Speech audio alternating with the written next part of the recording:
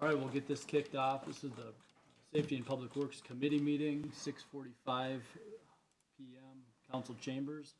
We have 6 items on our agenda, first of which is award proposal, improvement 2502, 2025 large patching project, and Public Works Director Habegorst.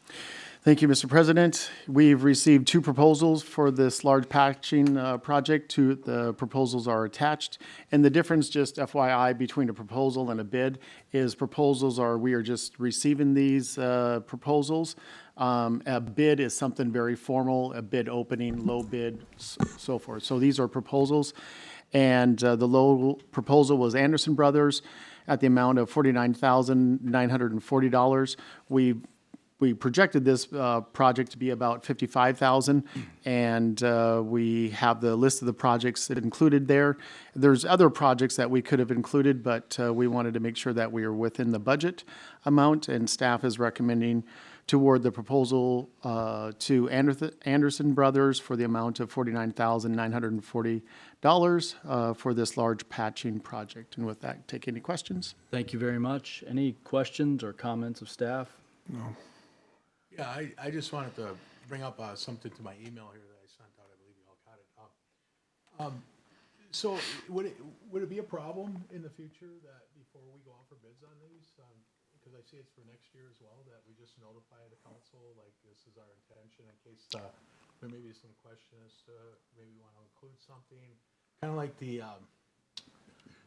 what was the one where we added Greenwood Street? Is that chip sealing or? Right, that was the chip sealing where So we, we added that as Right. an alternate, and then is it possible, like there were other areas that maybe can become aware over the stock that we see we can add to it if it's possibly under our budget amount of $55,000. Again,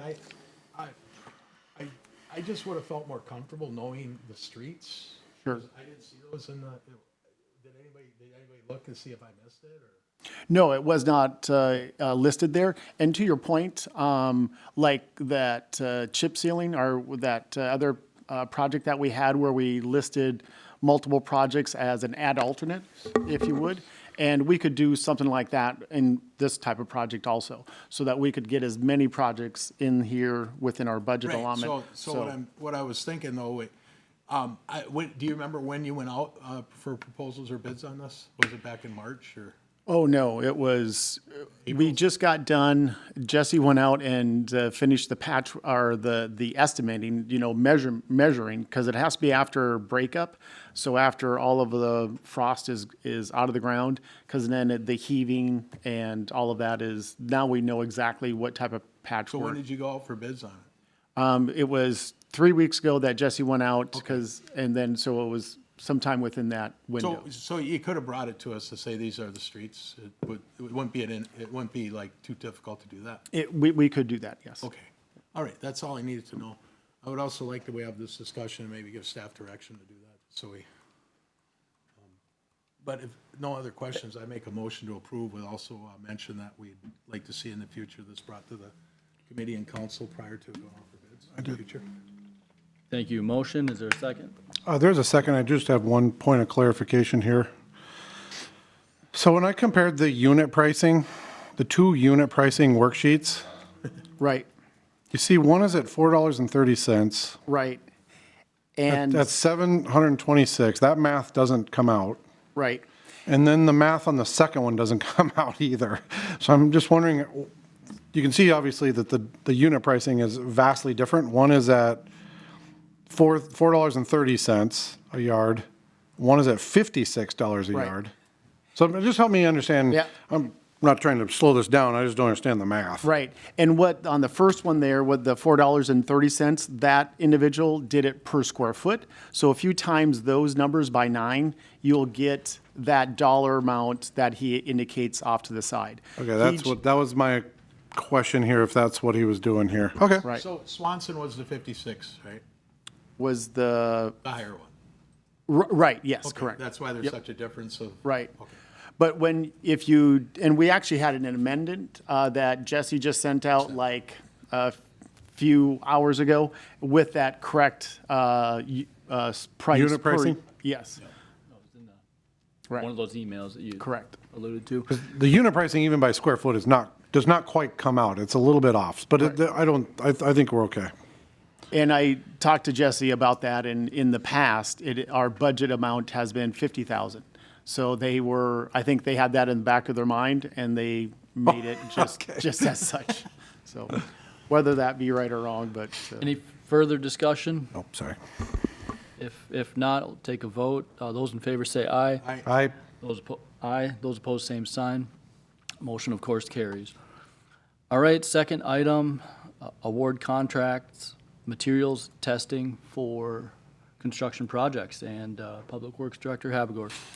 So here, when we do a project, we'll have, the testing is done twofold. One with the actual project, and then the city will do one also. Either the city or the architect or the engineer firm will do one.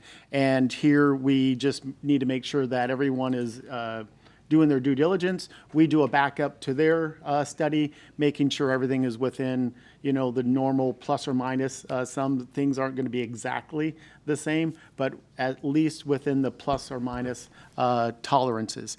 And we have a couple projects where the engineer firm is doing that testing for us, and the other ones we are doing ourselves that you can see on those. We are also doing one testing for a project for 26, and that is that Southeast Brainerd reconstruction project for that. We are recommending to award the larger projects to Beerhan in Tex, just a larger firm, and we're more comfortable with that firm doing the larger projects than the ITT. And so with that, I can take any other questions with that. Thank you, Mike. Commissioner Yeager. Oh, thank you, Mr. Chair. Okay, Mike, so here's, testing can be very expensive, so this is my concern. In many cases, we require that the vendor do their own testing. The purpose of this is so that if a test fails, the vendor is paying for the retest. When we self-perform a test and it fails, then it needs to be retested. My question is always, who pays for that retest? I didn't see that really described in here, but you can see where I'm going with this. Some tests can be thousands of dollars each. So generally, I like to see the vendor themselves required to do their own testing. Now, I understand why you would have us want to do some of it. I'm just concerned if we have a grasp on what happens when one fails, and then the retest has to be paid for. That's all. Yeah. So I'm not expecting an answer now, just this is a concern of mine with self-performing or out-housing testing. Right, and to be transparent with that, I will research that for my own knowledge, and I would just, well, I don't want to speculate. I'll just confirm, I'm going to research that and just confirm that my theory is correct. Thank you. But, yep. Sounds great. Any other questions or comments? I got a question for Mr. Yeager. So what you're saying is generally the vendor, the person providing the materials, will do their own testing? In many cases, yes. So they could hire somebody outsource, or they could outhouse that, but they would include it in their bid. And when that is the case, if they fail the test, it's on them. So as far as we know, there's nothing in their RFP for testing on their own, right? No, No, as far as I could see. Okay, Right. that's all I have. Thanks. we're the owner, we have to pay for it. All right, well, and so just to clarify too, we've got several projects, and it looks like two vendors is what the recommendation is to approve. Correct. 2 contracts with 2 separate vendors for a variety of road projects. Correct. As listed. With that, I'd look to entertain a motion. I would move the fall staff's recommendation for the separate contract approval for the 2 separate vendors. I'll second. Thank you. Motion and a second. Those in favor say aye. Aye. Those opposed, same sign. Motion carried. All right, thank you. Moving on, number 3. This is direction requested on additional scope of work items, improvement 2408, M Street Outfall Repair Project. Thank you, Haberer. Mr. Chair. Sean, can you pull up the item and maybe scroll down to that map, please? There you go. And so where that outfall indicates there, that is where the current storm drain ends. And it just flows out to the actual river. Mother Nature has created a course to go against the fence line, washed out part of that fence line, and now it meanders to the river there. Our current project is to extend that sewer drain closer to the river, and hence eliminate that from there. We need to repair that fence, in my opinion, because we caused the damage. However, the outfall, I would hesitate on recommending because that is in a flood area. And so I'm just recommending that we repair that fence line similar to above and below that fence line and leave the natural outfall area as it is. Because, later this summer it could flood out and what we done is lost anyway. And then to get permits and requirements to do that, we would have to research that. Thank you, Mike. Councilman Chesak? What was the last thing that we'd have to do what? If we disturb or modify any of the outfall in the flood area, we have to get DNR and Okay. state review. Okay. What's the fence made out of? Is it cyclone? It's chain link, I believe, with, there's actually footings on there too, so it would be a little costly, How to far the, back is it from the edge of the, is it gonna be, is the water gonna intrude on it now if it's high water? right now with the river being so low, people can walk down to the river and walk around the fence. Okay, so when the water is elevated, does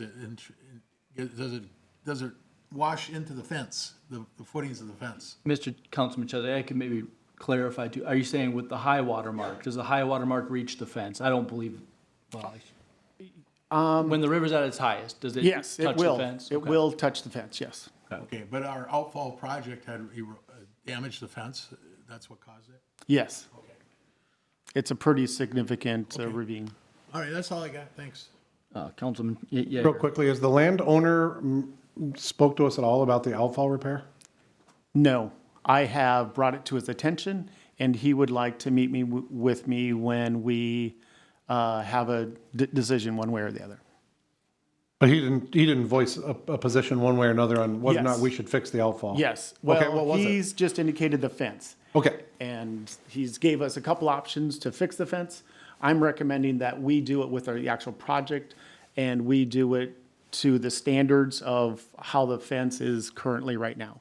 The footings and everything will match exactly what it is. understood.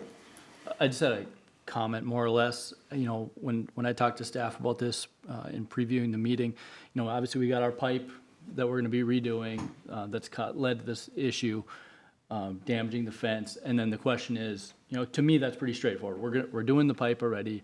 I think my opinion is we should fix the fence. The outwash, it sounds like there's some extenuating circumstances, more, considerations with the DNR. And so I guess my personal preference, I'd like to certainly repair the fence and then perhaps, direct staff to reach out to the SWCD and see if there's other opportunities, because there is scouring there, there is, outwash. And, I guess reach out to the SWCD. I had the opportunity to work on the One Watershed, One plan.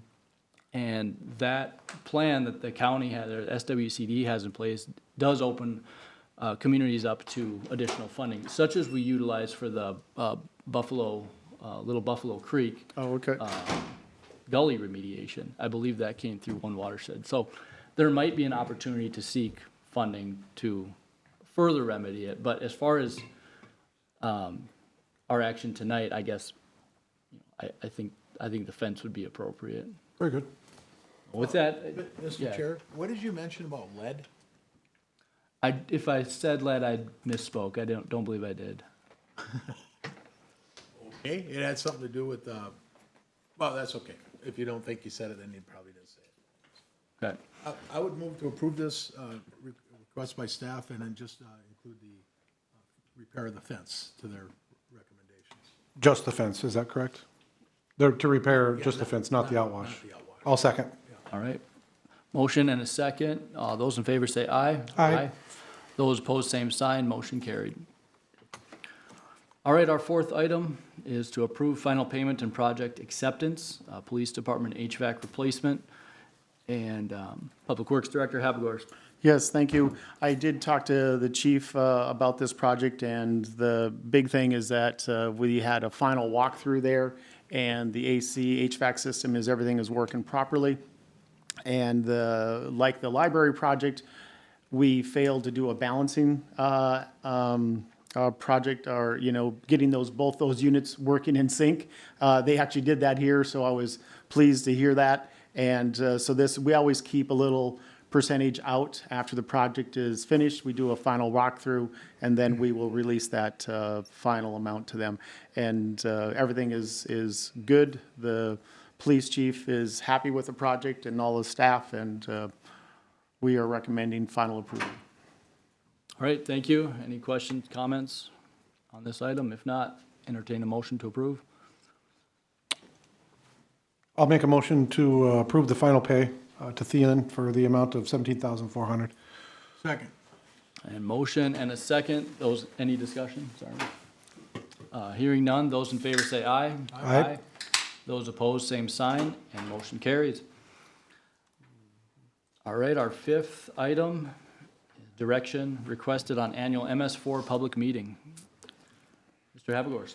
Thank you, Mr. President. So the MS4, just briefly, is our stormwater plan where we engage the public in helping us with our storm drainage areas, that if they see anything, pick up that trash and give us a call, and we can, so we just involve the actual community with that. We are also looking at a possible program where we truly engage the public and where they adopt that storm drain, but I digress. So on this very specific one, it's heavy on public engagement. So it is required by MS4 and the state that we do an annual meeting, and we could either do that here in the council chambers, or you could direct staff to conduct that with Baxter, and we could do 2 events with one event, if you would.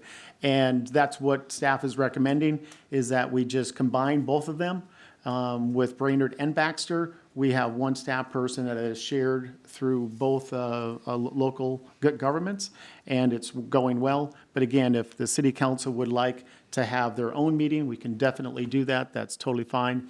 We just wanted to save a little bit of staff time and have it, we could conduct that, and we could include Baxter and Brainerd in one. And so again, there's 2 recommendations. One, we continue with city council, and the other one is that staff can do it with Brainerd and Baxter. And with that, we can take any questions. Well, Mr. Chair? Very good. I was Councilman Cheswick. thinking that based on the fact that the Arboretum is more so in Baxter than Brainerd, that'd be an excellent place to have it. If we're gonna do a combo. And that's kind of where I was going too. I mean, I think it's a neat opportunity to partner with Baxter. Right. It's obviously a very small thing, but doing a public open house, I think. Who was giving makes the sense. presentation on this in our new co-employee, or this be? Well, first it starts with Jesse. Sorry, Okay, I didn't mean to interrupt. that's fine. So first it starts with Jesse. He'll introduce the project, and then Kelly will get into the very minutia details of our MS4 projects and what she's looking for with public engagement and how our public can really truly help us with this MS4 project and the drainage of all of our storm drains. Does she know there's time requirements? But we do have to have at least one. She's excited to do more public engagement, but that's a whole nother program down Is the road. Baxter on board with this? Yes, Okay. yes, On doing it jointly. yes. Okay. Again, their council will have to approve it, so. Okay. All right. Any other comments, questions? If not, looking for a motion on one of the other options. I'd make a motion to have this conducted jointly with Baxter when they approve it, and I perhaps set a date that both can agree on. I'll second. Very good. Motion and a second. Any discussion? Hearing none. Those in favor say aye. Aye. Opposed, same sign, and motion carried. Then it'd be 7, actually 8 against 5. We could have like a sports game of sorts where. Tug of war? type thing? Yeah, I like that. Yeah. I'll be the back guy. I like tug of war. I'll be the anchor. You be, sorry, Chairman Harris. Mr. Mayor, wouldn't weigh in on this one. All right, this is our sixth and final item, which is direction on active code enforcement. Community Development Director Kramvik. Thank you, Mr. Chair. So staff is bringing two properties before the committee for review. Staff is looking for direction from the council as how to proceed with the cases. First case is 907 First Street. Staff recommend obtaining an administrative search warrant to abate the junk and debris. This property has had issues for the last couple of years. They've reached out to staff, done some corrections, but continually kind of goes in the wrong direction. Again, it got up to the 100, 200, 300 violation. And certainly from the pictures, significant issues with mattresses, garbage in the rear of the property. So at this point, staff is recommending obtaining that search warrant and abating the property. Second one is 113 Washington Street. It's actually northeast. Staff recommend issuing a $100 per working day citation until the building is no longer occupied and all outdoor storage issues related to residential occupancy are resolved. Staff recommend giving the property owner 10 days to comply before beginning citations. This is the second time council's seen this one. We are working through the civil process with the city attorney, and all files have been sent to our attorney's office on this one. However, we did receive another incident report from the police department. A number of individuals are living in this commercial property. Certainly staff has concerns with that and believes that we should be also citing them as we're working through that legal process with our attorney's office. And I can answer any questions. Any questions or comments? Councilman Chesak. Yeah, do you have photos? You said something about outdoor storage. Don't have photos of that. It's something that I probably do have on file. We could send it to city council, perhaps after the meeting. It's a number of items that are kind of related to, certainly not a business. It's more residential in nature. I know I've seen canoes back there, other things that you'd see typical with residences. Okay, thank you. Question then, James. I know last time when this first came before us, I clarified with you that, the police department did verify that there was a residential use. That's correct. That's been verified. Also, the person residing there had called Brainerd Public Utilities about a primary residence as well. Did I hear you say, I think when you briefed me earlier, you said there's not like a restroom there or a proper kitchen? There is concerns about that. Our building official hasn't been in there to see it, but, certainly there are concerns with sanitation, utilities, that type of thing. Okay. Thank you. Any other questions or comments? If not, we're looking for a motion on this item. And I'm thinking we do this together. Okay. So I will make a motion for both properties, each separately here. For the 907 First Street, my motion would be to obtain an ASW and abate the junk and debris. For 113 Washington Street, I would make a motion that staff give the property owner 10 days to comply before beginning the citations as follows. $100 per working day citation until the building is no longer occupied or all outdoor storage issues related to residential occupancy are resolved, and I so move. Motion, is there a second? Second, yep. Thank you. I got a question. When you said it's no longer occupied, so that means it cannot be a residential use at all, right? That is correct. It's in the commercial corridor district. It cannot be a residential use on the first floor. Okay, thank you. Any further discussion? If not, I'll take it to a vote. Those in favor say aye. Aye. Aye. Those opposed, same sign. And motion carries, and we are adjourned. What's that?